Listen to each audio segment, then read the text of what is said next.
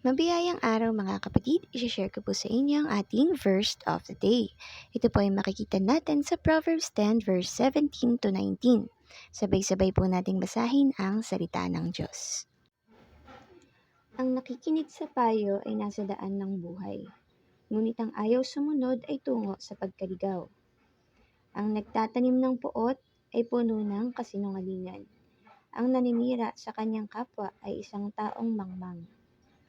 Ang taong masalita ay malapit sa pagkakasala, ngunit ang nagpipigil ng dila ay dunong ang pakilala.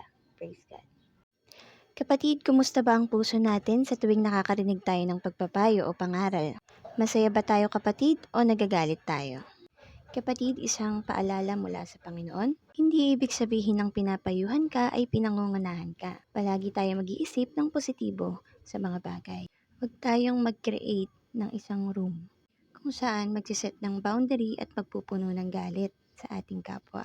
Hindi kasi natin nababantayan ang ating mga sarili kung makakasira na tayo ng ating kapwa. Kapatid, unang-una sa lahat, bakit ba tayo nabibigo?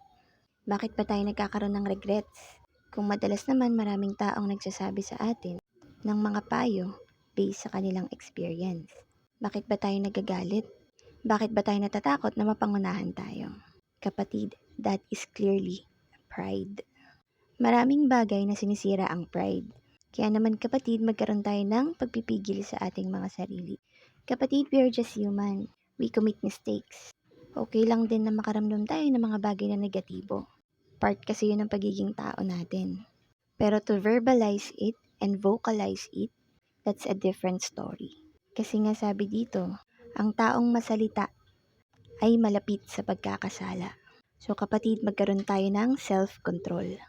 Yun lamang mga kapatid at pagpalain tayong lahat ng ating Panginoon. God bless us all.